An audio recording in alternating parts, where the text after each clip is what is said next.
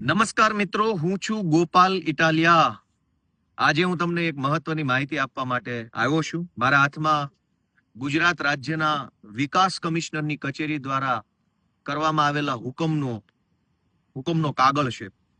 22 સપ્ટેમ્બરના રોજ ગુજરાત રાજ્યના વિકાસ કમિશનરની કચેરી દ્વારા એક હુકમ કરવામાં આવ્યો છે કે ગુજરાત રાજ્યના તમામ ગામની ગ્રામ પંચાયતની અંદર 2 ઓક્ટોબર એટલે કે ગાંધી બાપુના જન્મ જયંતિ નિમિત્તે ગુજરાતની તમામ ગામડાની પંચાયતોમાં ગ્રામ સભાનું આયોજન કરવું. મિત્રો, આપણામાંથી અનેક લોકો, હજારો લોકો એવું માને છે, એવું બોલતા પણ હોય છે કે અમારા ગામનો વિકાસ નથી થયો, ગામમાં ગટર નથી, ગામમાં રોડ નથી, ગામમાં સફાઈ નથી, ગામમાં કેમેરા નથી, ગામના સ્મશાનમાં આ સુવિધા નથી, ગામમાં નદી છે તો એની ઉપર બ્રિજ નથી, વોકળું છે તો એના ઉપર પુલિયું નથી, ગામમાં આમ નથી, તેમ નથી, આંગણવાડી નથી, આંગણવાડીમાં પીવાના પાણીની વ્યવસ્થા નથી, શાળામાં ટોયલેટ નથી, દીકરીઓ માટેની વ્યવસ્થા નથી, આ નથી, તે નથી, હજારો વસ્તુ નથી. એવો આપણો પ્રશ્ન હોય છે, એવી આપણી સમસ્યા હોય છે, એ આપણે વારે ઘડીએ કહેતા હોઈએ છીએ કે અમારા ગામમાં આમ નથી અથવા તેમ નથી. પણ ક્યારે આપણે વિચાર્યું કે આપણે તો ગ્રામ સભામાં જ જતા નથી. જેમ ધારાસભ્યો બધા બેસીને નક્કી કરે એને ધારાસભા કહેવાય, સાંસદ સભ્યો બધા બેસીને દેશ માટે જે નિર્ણય કરે એને લોકસભા કહેવાય, એમ ગામના બધા સભ્યો બેસીને ગામ માટે નક્કી કરે એને ગ્રામ સભા કહેવાય. તો ગ્રામ સભામાં તો કોઈ જતું જ નથી. વર્ષોથી ગ્રામ સભાઓ કાગળ ઉપર થઈ જાય છે, કાગળ ઉપર ફોટા, કાગળ ઉપર વિડીયો, કાગળ ઉપર ફૂલ ગુલાબી ચિત્ર બની જાય અને એવું બતાવવામાં આવે કે ગામની અંદર તો અમેરિકા જેવો માહોલ છે. તો હું તમને વિનંતી કરું છું, બધી જ્ઞાતિના, બધા સમાજના, બધા ગામના યુવાનોને કે ભાઈ થોડુંક જાગો, સહેજ હિંમત કરો, સહેજ બોલો. ગામ તમારું છે. સરપંચ કે બોડી ચૂંટાયેલી જે કાંઈ હશે એ આજે છે, કાલે નથી, પણ તમે તો રહેવાના છો એ ગામમાં. એટલે ગામ કઈ ખાલી ચૂંટાયેલા માણસોના ભરોસે છોડી ન દેવાય. આપણી પણ જવાબદારી આપણે ઉઠાવવી પડશે. તો ગામના બધા જ યુવાનોને વિનંતી છે કે તમારા ગામનો વિકાસ ઈચ્છતા હોવ, તમારા ગામમાં કંઈક સારું થાય એવું ઈચ્છતા હોવ, તો તમારે તમારા ગામની ગ્રામ સભામાં જવું જોઈએ. હું તમને ડિટેલ માહિતી આપું. 2 ઓક્ટોબર 2025 રોજ ગુજરાતના તમામ ગામડામાં ગામ સભા થવાની છે. આ વાતની જાણ સૌથી પહેલા કોને કરવામાં આવશે? તો આની અંદર મુદ્દા નંબર 12 લખેલો છે. આ વિકાસ કમિશનરે મુદ્દા નંબર 12 માં લખ્યું છે કે જિલ્લા વિકાસ અધિકારી અને તાલુકા વિકાસ અધિકારીએ સંયુક્ત સહીથી ગ્રામ સભાનો કાર્યક્રમ અને સમયપત્રક બહાર પાડવાનું રહેશે. એટલે કે ટીડીઓ અને ડીડીઓ એ ભેગા મળીને, ટીડીઓ એ પોતાના તાલુકામાં, ડીડીઓ એ આખા જિલ્લામાં સંયુક્ત સહીથી નક્કી કરવાનું કે કયા ગામમાં કેટલા વાગ્યે ગ્રામ સભા હશે. આ આખા ગુજરાતની વાત થાય છે કે ટીડીઓ ડીડીઓ ભેગા મળીને નક્કી કરશે કે સમયપત્રક શું છે કયા ગામમાં. અને 12મા નંબરમાં લખ્યું છે કે ડીડીઓ અને ટીડીઓ એ ગ્રામ સભાના કાર્યક્રમની અને તેના એજન્ડાની જાણ ગામને સંબંધિત તાલુકા પંચાયતના સભ્યો, જિલ્લા પંચાયતના સભ્યો, માનની ધારાસભ્યો અને માનની સંસદ સભ્યોને સમયસર કરી અને ઉપસ્થિત રહેવાની જાણ કરશે. એટલે કે તમારા ગામની ગ્રામ સભા ક્યારે છે એની જાણ તમારા ધારાસભ્ય, તાલુકા સભ્ય, જિલ્લા સભ્ય અને સંસદ સભ્યને થઈ ગઈ હશે.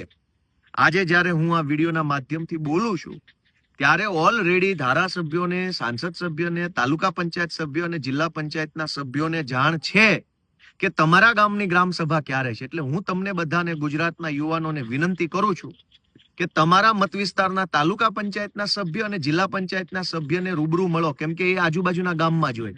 ધારાસભ્યનું પ્લેટફોર્મ જરાક મોટું છે એટલે બધું જ પ્રેક્ટિકલ નથી, એ હું સમજુ છું. પણ તાલુકા અને જિલ્લા પંચાયતના સભ્યને પૂછો કે ગ્રામ સભા ક્યારે છે. એની પાસે લિસ્ટ આવ્યું છે મોબાઈલમાં. તો પહેલી વાત કે તમારા ગામની ગ્રામ સભાની અંદર દરેક ગ્રામ સભામાં ફરજિયાત એક સરકારી માણસે હાજર રહેવાનું હોય છે, જેને નોડલ અધિકારી કહે છે. આ નોડલ અધિકારીની નિમણૂક ડીડીઓ કરે છે અને એ નોડલ અધિકારીની જવાબદારી છે કે ગ્રામ સભા થાય એની પહેલા એનો બહોળો પ્રચાર પ્રસાર થાય, ખૂબ પ્રચાર કરવાનો છે કે ગ્રામ સભા છે, આવજો બધા, આવજો બધા, આવજો બધા, આવજો બધા વગેરે. એટલે તાલુકા અને જિલ્લા કક્ષાના અધિકારીઓએ ભેગા મળી ગ્રામ સભાનો ખૂબ પ્રચાર કરવાનો છે. પણ એ લોકો પ્રચાર નહીં કરે, કેમ કે જો એ લોકો પ્રચાર કરે તો ભાજપના વિકાસનો ભાંડો ફૂટી જાય એમ છે. એટલે પ્રચાર કરવાની જવાબદારી હું સ્વયંભૂ મારા ઉપર લઉં છું. ગોપાલભાઈ ઇટાલિયા પ્રચાર કરે છે અને ગુજરાતભરના યુવાનોને જણાવે છે કે તમારા ગામની ગ્રામ સભા 2 તારીખે 2025 ઓક્ટોબર મહિનામાં રાખેલી છે, એટલે કે આવતી 2 તારીખે ગ્રામ સભા છે. એનું તારીખ ટાઈમ પૂછવા અને ટાઈમ પૂછવા માટે ગામના તલાટી મંત્રીને, ગામના સરપંચને, ગામના સભ્યોને, તાલુકા પંચાયત કે જિલ્લા પંચાયતના સભ્યને તમે કોઈ પણ પ્રકારની ચિંતા કર્યા વગર ફોન કરી શકો છો. હવે આમાં એજન્ડા શું છે એ પણ ખાસ બહુ મહત્વનું છે. ગામની આંગણવાડી, ગામની શાળા, ગામની પાણીની ટાંકી, ગામનો પાણીનો પશુઓનો પીવાનો અવાડો, ગામનું પશુ દવાખાનું, ગામનું સરકારી દવાખાનું, ગામના રોડ, ગામની ગટર, ગામના બ્લોક, ગામની સાફ સફાઈ, ગામના કેમેરા, ગામનું શમશાન કે ગામને લગતા કોઈ પણ પ્રશ્ન હોય એ પ્રશ્નની ચર્ચા ગ્રામ સભામાં વટથી થઈ શકે છે. એટલા માટે તો ગ્રામ સભા બોલાવી છે. ચર્ચા જ ન થઈ શકે તો ગ્રામ સભાનો અર્થ શું? પણ સરકાર કયા બાબત ઉપર ચર્ચા કરાવવા માંગે છે એ પણ જાણો. સરકારે લખીને આપ્યું છે કે આ મુદ્દા ઉપર ખાસ ચર્ચા કરવી, ભૂલ્યા વગર કરવી. એ સિવાય બીજા કઈ મુદ્દા આવે તો ચર્ચા કરો, એનો વાંધો નથી, પણ આ તો કરવી જ કરવી. તો માનો કે તમે ગ્રામ સભામાં જાઓ તમારા ગામની અને તમે તમારા ગામમાં રોડ કે સાફ સફાઈ કે કેમેરાની ચર્ચા કરો, તો એ ચર્ચા કરવામાં કોઈ વાંધો નથી, કોઈ મર્યાદા નથી, કોઈ પ્રતિબંધ નથી. પણ સરકાર એમ ઈચ્છે છે કે આ મુદ્દા જે અમે લખીને આપ્યા છે એની તો પહેલા કરવાની, પછી ગામના રોડની, ગામના ગટરની, ગામના શમશાનની, ગામના પછી બીજી કરવાની. સરકાર શું કે છે એમાં મુદ્દા નંબર 4 માં લખ્યું છે, બહુ ઇન્ટરેસ્ટિંગ મુદ્દો છે, કે આ ગ્રામ સભાના માધ્યમથી જે સરકારી અધિકારી આપણા ગામમાં આવે, ડીડીઓ કે કલેક્ટર કે જિલ્લા શિક્ષણ અધિકારી, એમણે સ્વસ્થ નારી સશક્ત પરિવાર અભિયાન અંતર્ગત ગ્રામજનોને કુકિંગ ઓઇલના વપરાશમાં ઘટાડો કરવા બાબતે જાગૃત કરવા. એટલે ખાવામાં જે તેલ વાપરીએ છીએ ને, કપાસિયાનું કે સૂર્યમુખીનું કે સિંગ તેલ, એ તેલ જરાક ઓછું ખાવ એ બાબતે જાગૃત કરવા માટે સરકારે અધિકારી આપણા ગામમાં કલેક્ટર મોકલશે. પણ સરકાર ભાજપની એમ ઈચ્છે છે કે ગ્રામ સભા ભલે થાય પણ એમાં તેલ ઓછું ખાજો એમ કહીને બધા સહીઓ કરીને રિટર્ન થઈ જાય કે અમે ગામને માહિતી આપી છે કે તેલ ઓછું ખાશો તો સ્વસ્થ નારી અને સશક્ત પરિવાર બનશે. પણ ગામનો જાગૃત યુવાનીઓ જો ગ્રામ સભામાં બેઠો છે તો એ તેલના ભાવે પૂછશે, મગફળીના ભાવે પૂછશે, ટેકાના ભાવે મગફળી કેટલા રૂપિયામાં છે, બજારમાં કેટલા રૂપિયામાં છે, સિંગતેલ કેટલા રૂપિયામાં મળે છે, પહેલા કેટલા રૂપિયામાં મળતું, એ પ્રશ્ન પણ પૂછશે. ભાજપની સરકાર એટલું જ ઈચ્છે છે કે કલેક્ટર તમારા ગામમાં આવશે અને તમને સમજાવશે કે તમારે તેલ ઓછું ખાવું જોઈએ. શું કામ? તો કે તમે તંદુરસ્ત રહ્યો એટલા માટે. પણ સરકાર તો આવા ફાલતુ સવાલો લઈને વિધાનસભામાં આવે છે, ગ્રામ સભામાં, લોકસભામાં બધે આવું જ હાલે છે, દે ધનાધન. તમે જાગૃત હશો, તમે સક્રિય હશો, તમારા ગામમાં તમે રસ લેશો તો તમે વ્યાજબી સવાલ પૂછી શકશો, અને વ્યાજબી સવાલ પૂછશો તો કાં તો વિકાસ થવાની શરૂઆત થઈ જશે ને કાં તો વિકાસનો ભાંડો ફૂટી જશે.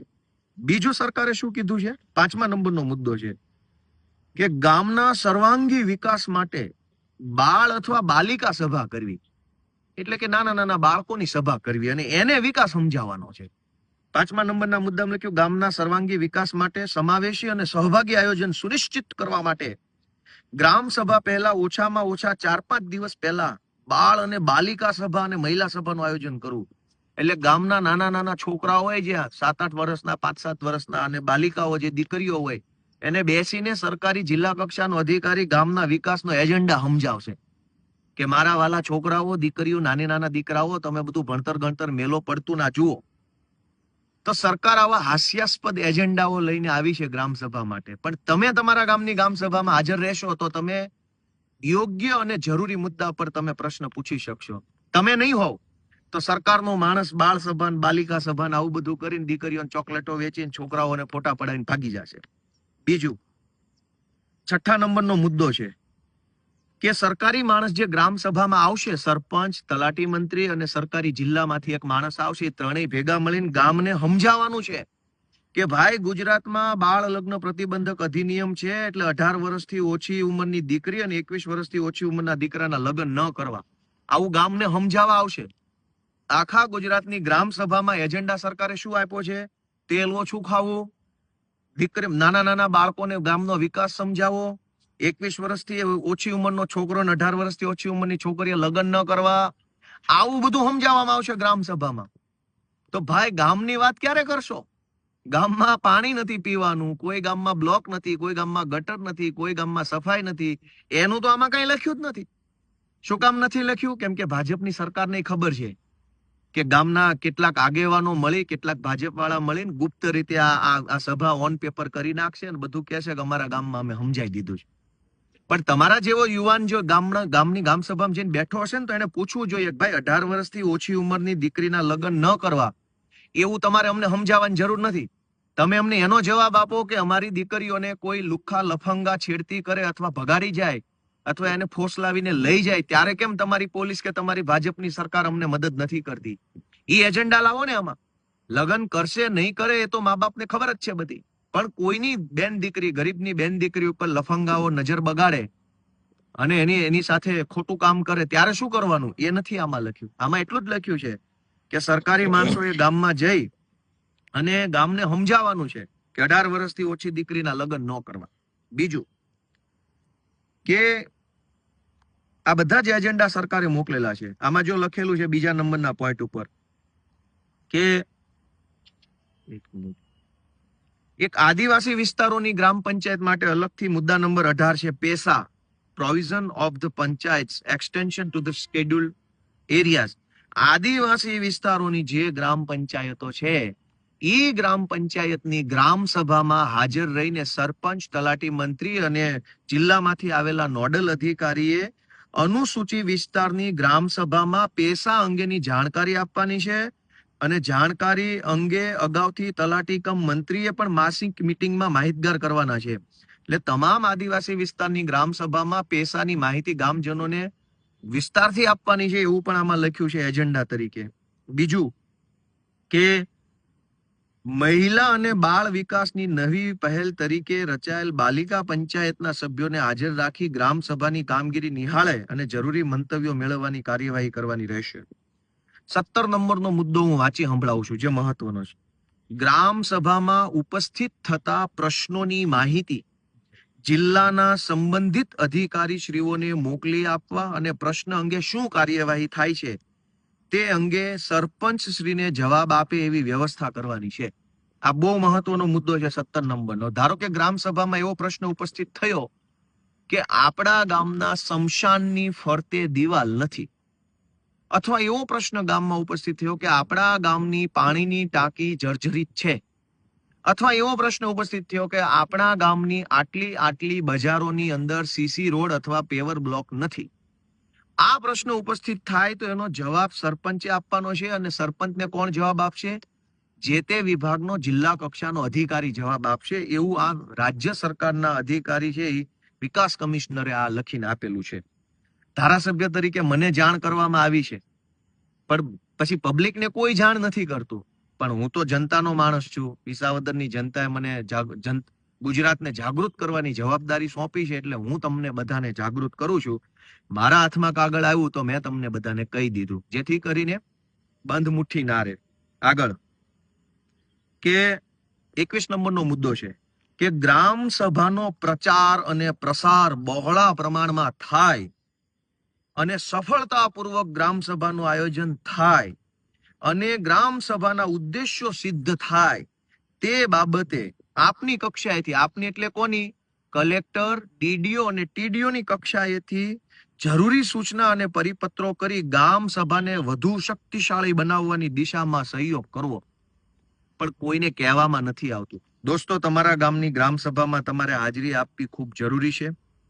આ ગ્રામ સભામાં ગામ સેવક, આરોગ્ય કર્મચારી, આંગણવાડી કાર્યકર, શિક્ષકો, જિલ્લા તાલુકાના વર્ગ 1 અને વર્ગ 2 ના અધિકારીઓ, હાજર ડ્યુટી ફાળવણી અંગે કલેક્ટર, જિલ્લા વિકાસ અધિકારીની સંયુક્ત સહીથી બધું. અને આ ગ્રામ સભામાં દોસ્તો તમે જશો તો તમે એની વિડીયોગ્રાફી કરવા માટે સ્વતંત્ર છો, કોઈ પ્રતિબંધ નથી. વર્ષો સુધી તમે ગામની આવી સરકારી પ્રક્રિયામાં ભાગ ન લીધો હોય અને જીવનમાં ગોપાલભાઈ ઇટાલિયાનો વિડીયો સાંભળીને પહેલી વખત ગ્રામ સભામાં જશો તો ઈગો હર્ટ થઈ જશે. ગામના કહેવાતા કેટલાક આગેવાનોને વટનો પ્રોબ્લેમ થઈ જશે કે તું શેનો અમને પૂછી જા, અમે તો અહીંયા આટલા વર્ષથી આગેવાન છીએ, આટલા વર્ષથી હું આ ચૂંટણી જીત્યો છું, અમે આમ છે, મારા દાદા વખતના અમે આ બનેલા છીએ. આવો બધો અહંકાર હોય. શું કામ અહંકાર હોય? કે વર્ષો સુધી કોઈએ ગ્રામ સભામાં કે પંચાયતમાં રસ નથી લીધો. તમે પહેલી વખત કે બીજી વખત જશો તો તમને રોકવાની કોશિશ કરશે, તમને ધમકાવવાની કોશિશ થશે, પોલીસના માધ્યમથી ડરાવવાની કોશિશ થશે. તમારા સગાવાલા કે કુટુંબ પરિવારના આગેવાનોના માધ્યમથી તમને બ્લેકમેલ કરવાની કોશિશ થશે, પણ દોસ્તો ગામ તમારું છે. એ લાગણી ધ્યાનમાં રાખીને થાય એટલી કોશિશ કરજો કે ગ્રામ સભામાં હાજર રહેવાય અને ગામના તમામ જરૂરી પ્રશ્નો તમારા દ્વારા પૂછાવા જોઈએ. દોસ્તો, કોઈ પણ પ્રશ્ન પૂછવા ઉપર કોઈ પ્રતિબંધ નથી. ગામને લાગુ પડતો હોય એ તમામ પ્રશ્ન ગ્રામ સભામાં પૂછી શકાય છે. ગ્રામ સભા જો મજબૂત બનશે તો અને તો જ ગામનો વિકાસ છે એ ખૂબ સારી રીતે થશે. એટલે ગામ સભા માટે મારી તમને ખાસ લાગણી છે કે 2 ઓક્ટોબર 2025 ના રોજ આખા ગુજરાતમાં ગ્રામ સભાનું આયોજન થવાનું છે. આ મુદ્દા નંબર 1. મુદ્દા નંબર 2 કે દરેક ગ્રામ સભામાં ફરજિયાત જિલ્લા કે તાલુકામાંથી એક અધિકારી હાજર હોવો જોઈએ. એમાં કોઈ બાનું નહીં હાલે. ફરજિયાત એક સરકારી અધિકારી હાજર હોવો જોઈએ. મુદ્દા નંબર 2. મુદ્દા નંબર 3, ગ્રામ સભાનો સમય અલગ અલગ હોઈ શકે છે. એટલે તમારે તમારા ગામના સરપંચશ્રી, તલાટીશ્રી, તાલુકા સભ્યશ્રી કે જિલ્લા સભ્યને ફોન કરીને ભૂલ્યા વગર સમય પૂછી લેવો જોઈએ. કેમ કે ધારો કે જિલ્લામાંથી એક અધિકારીને 4 ગામ આપ્યા હોય ગ્રામ સભા માટે, તો ચારેય ગામમાં એક સાથે ન પહોંચી શકે. એટલે એક અધિકારીને અલગ અલગ સમય આપેલો હોય. તો તમારા ગામની ગ્રામ સભા બપોર પછી પણ હોઈ શકે, સવારે પણ હોઈ શકે. પણ એક વસ્તુની ગંભીરતાથી કાળજી રાખજો. ધારો કે તમે કોઈ ગામના અધિકારીને કે પદાધિકારીને પૂછો કે આપણા ગામની ગ્રામ સભા કેટલા વાગ્યે છે, એટલે સામે વાળો તમને એમ કહી દે કે 10:30. હકીકતમાં હોય 2 વાગ્યે. તમે 10:30 ઉભા રહીને જાઓ એટલે એમ કે ભાઈ ગામ સભા તો પૂરી થઈ ગઈ. એટલે 2 તારીખે સમય તમને સાચો આપ્યો કે ખોટો આપ્યો એ તમને ખ્યાલ નહીં આવે. ધારો કે 2 વાગ્યે સભા હોય અને તમને એમ કહી દે કે 4 વાગ્યે છે. તમે 4 વાગ્યે જાઓ તો તમને એમ કહી દે કે આ તો 2 વાગ્યે પૂરી થઈ ગઈ. તો તમારે ધક્કો ન થાય, ખાલી તમારે લોસ જાય, સભામાં તમારી હાજરી ન બોલે. તો 2 તારીખે પંચાયત ઓફિસના દરવાજે સવારે 9:30 થી 5 વાગ્યા સુધી બેસી જવું જોઈએ. જ્યારે હોય ત્યારે સમયની ચર્ચામાં. કેમ કે કોઈ એવો માણસ હોય એ તમને ગુમરાહ કરે, ખોટો સમય આપે. સભા હોય 11 વાગ્યાની, તમને 4 વાગ્યાનો સમય આપે તો તમે તો 4 વાગે જાઓ બાઇક લઈને, તો પંચાયતને તાળું માર્યું હોય, ગ્રામ સભા પતી ગઈ.